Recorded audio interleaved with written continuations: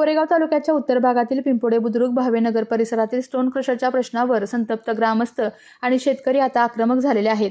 सातत्याने तक्रारी करूनही अपेक्षित न्याय मिळत नसल्याच्या निषेधार्थ आंदोलनाची भूमिका घेतलेल्या शेतकरी व ग्रामस्थांनी सोमवारी कोरेगावच्या मध्यवर्ती प्रशासकीय इमारतीत झालेल्या संयुक्त बैठकीत प्रशासन व स्टोन क्रशर व्यावसायिकांना धारेवर धरले.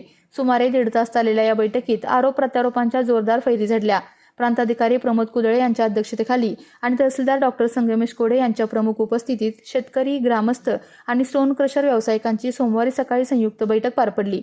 यावेळी शासनाच्या नियमांची पायमल्ली करून क्रशर व्यवसाय सुरू असल्याचा आरोप करत ग्रामस्थांनी विविध मुद्दे उपस्थित केले. रात्री अपरात्री ब्लास्टिंग व खोदकाम केले जाते. क्रशर यंत्रणा निर्धारित वेळेपेक्षा अधिक काळ सुरू ठेवली जाते. अवजड डंपरची वाहतूक केली जाते. वाहनांना आवश्यक GPS प्रणाली आहे का याची तपासणी होत नाही. तसेच धुळीमुळे शेती पिकांचे नुकसान होत असल्याचा आरोप शेतकऱ्यांनी केलेला आहे. दुभत्या जनावरांचा मृत्यू झाल्याचे देखील निदर्शनास आणून देण्यात आलेले आहे. शासनाच्या मालकीच्या पाझर तलावाच्या बांधावरून अवजड वाहनांची अहोरात्र वाहतूक होत असल्याने तलावाच्या बांधाला धोका निर्माण झाला असून गावातील मुख्य डांबरी रस्त्याची मोठ्या प्रमाणात दुरावस्था झाल्याचेही ग्रामस्थांनी निदर्शनास आणून दिले. भरधाव डंपरमुळे शाळेत जाणारी मुले, महिला, ज्येष्ठ नागरिक, शेतकरी आणि जनावरांच्या सुरक्षिततेचा प्रश्न निर्माण झालेला आहे. रस्त्यावर मोठ्या प्रमाणात धूळ उडत असल्याने नागरिकांच्या दैनंदिन जीवनासह शेतीवरही त्याचा विपरीत परिणाम होत असल्याचा संताप ग्रामस्थांनी व्यक्त केला. महसूल विभाग, प्रादेशिक परिवहन विभाग आणि वॉटर स्टेशन पोलिसांकडून अपेक्षित कारवाई होत नसल्याचा आरोपही बैठकीत करण्यात आलेला आहे. यावेळी वॉटर स्टेशन पोलिसांचे कारनामे बैठकीत जाहीरपणे सांगण्यात आले. शेतकऱ्यांच्या वतीने ज्येष्ठ माहिती अधिकार कार्यकर्ते जावेदभाई आतार यांनी विविध कागदपत्रे, नियम आणि प्रत्यक्ष परिस्थितीचा संदर्भ देत प्रशासनासमोर प्रश्नांची सरबत्ती केली. किरण चव्हाण, रणजित कुमार निकम, ज्ञानदेव दगडे, तुकाराम दगडे, सोमनाथ दगडे, शिवाजी दगडे, गोकुळ दगडे, विक्रमसिंह निकम, सलीम सय्यद, विलास गार्डी, शंकर दगडे आणि जयवंत मदने यांनीही अत्यंत आक्रमकपणे प्रत्येक मुद्द्यावर प्रश्न उपस्थित करून आपली भूमिका मांडलेली आहे. यावेळी स्टोन क्रशर व्यावसायिकांनीही आपापल्या अडचणी व व्यवसायासंदर्भातील भूमिका प्रशासनासमोर मांडल्या. मात्र ग्रामस्थांनी शासकीय नियमांचे पालन, पर्यावरणीय परिणाम, वाहतूक व्यवस्था आणि सार्वजनिक मालमत्तेच्या नुकसानीबाबत ठोस कारवाईची मागणी लावून धरली. ग्रामस्थांच्या तक्रारीनुसार खाणकामाची निर्धारित वेळ सकाळी 6 ते सायंकाळी 6 अशी असताना देखील रात्री उशिरापर्यंत खोदकाम व क्रशर मशीन सुरू ठेवण्यात येत आहेत. खडी वाहतूक करणाऱ्या प्रत्येक वाहनांसाठी AIS 140 GPS तसेच महाखनिज प्रणालीवरील ETP बंधनकारक असताना येथील काही डंपर बेकायदेशीरपणे व वेगाने धावत असल्याचा आरोप ग्रामस्थांनी केलेला आहे. काही वाहनांकडे नंबर प्लेट नसल्याचेही सांगण्यात आले. त्यामुळे संबंधित सर्व वाहनांची ETP, GPS आणि वाहन कागदपत्रांची तपासणी करण्याची मागणी करण्यात आली. राजरोसपणे कोणतेही आच्छादन न टाकता उघडपणे क्रश, सँड, खडी, ग्रीट वाहतूक केली जात असल्यामुळे मोठ्या प्रमाणावर धूळ उडते. छोटे मोठे अपघात होत आहेत. पाझर तलावाच्या बांधावरून अवजड डंपरची वाहतूक होत असल्याने बांध खचण्याचा धोका निर्माण झाला असून सार्वजनिक मालमत्तेचे नुकसान होत असल्याचा आरोप ग्रामस्थांनी केलेला आहे. अवजड वाहतुकीमुळे गावातील मुख्य डांबरी रस्त्याची अक्षरशः वाट लागली असून ठिकठिकाणी खड्डे पडल्याचेही प्रशासनाच्या निदर्शनास आणून देण्यात आले. बैठकीच्या अखेरीस तहसीलदार डॉक्टर संगमेश कोडे यांनी ग्रामस्थांच्या तक्रारीची दखल घेत विविध मुद्द्यांवर कठोर कारवाईचे आश्वासन दिले. जानेवारी महिन्यात स्टोन क्रशरची ETP मोजणी झाल्याचे सांगून त्याची खातीरजमा केली जाईल. त्याचबरोबर वाढीव उत्खनन झाले आहे का याची पुन्हा तपासणी करून आवश्यक चौकशी केली जाईल असेही त्यांनी स्पष्ट केले.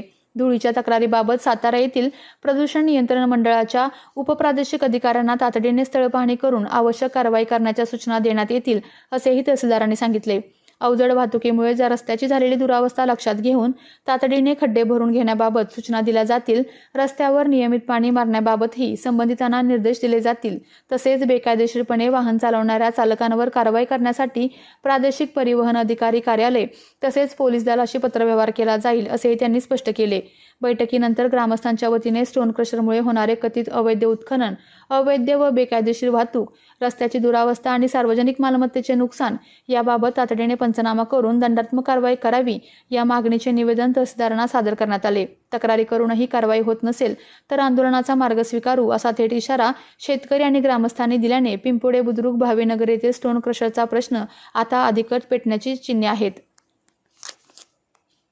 भावेनगर शेतकरी आणि आमचे इथे 3 क्रशर आहेत.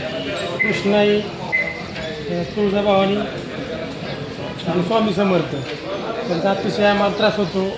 धूळ येणे, आणखीन आमचे जे पाझर तलाव आहे त्याच्यावरून मोठ्या गाड्या घेऊन जातात ते. आणि जे ब्लॅस्टिक उडवतात त्याच्यामुळे माझी स्वतःची विहीर आता मी 7-8 वर्षाची विहीर काढली ते उभ्या शाळाची असल्यामुळं प्रेशरचा दणका बसला ब्लॅस्टिंगचा की ती दरवर्षी थोडी पडती आहे. कारण आम्ही एकदम गरीब कुटुंबात आहे त्यामुळं ती बांधण्याचे पैसे आमच्याकडे उपलब्ध नाहीत आत्ता. तर त्याच्यामुळं काय झालं आमचं अतिशय नुकसान झाले. आमची जी मोटर आहे 5 HP ती पूर्णपणे त्या मुरमाच्या आत दडपली आहे. आणि गेल्या वर्षी काय झालं घेवडा वाटाणा आम्ही पिकं करतो आम्हाला तेवढा सोर्स आहे तर ह्यांची रातून दिवसा क्रशर चालू असतात. धूळ एवढी बसली घेवड्या वाटाणा तर पूर्णपणे आमचं लॉस झालं आहे. आणि जवळजवळ म्हणजे शासनाने याची दक्षता घ्यावी आणि आम्हाला न्याय मिळवून द्यावा हीच आमची विनंती आहे.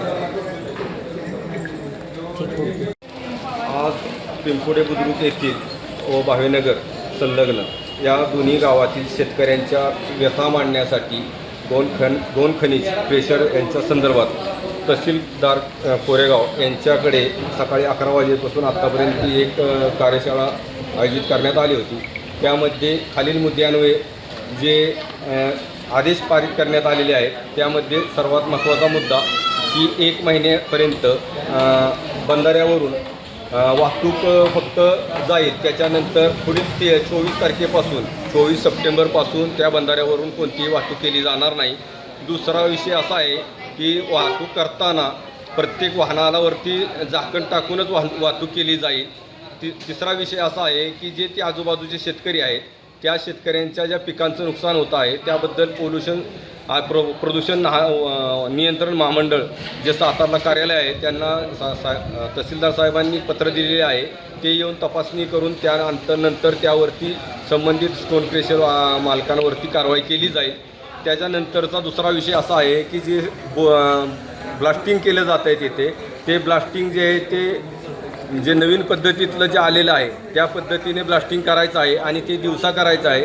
स्टोन क्रेशर हे रात्रीचं चालवायचं नाही, वाहतूक रात्री करायची नाही. या संदर्भात सर्व आदेश पारित झालेले आहेत. यामध्ये सर्व शेतकऱ्यांनी प्रशासनाला सहकार्य केलेलं आहे. याचबरोबर स्टोन क्रेशरच्या मालकांनीसुद्धा प्रशासनाला सहकार्य केलेलं आहे आणि दोघांच्या विचारविनिमयाने आजचा आदेश सर्वत्र पारित करण्यात आलेले आहेत. धन्यवाद. आपल्या तालुक्यातील जिल्ह्यातील बातम्या सर्वप्रथम पाहण्यासाठी आजच सातारा न्यूजला YouTube चॅनलवर सबस्क्राईब करा, लाईक करा, शेअर करा आणि बेल आयकॉन प्रेस करायला विसरू नका.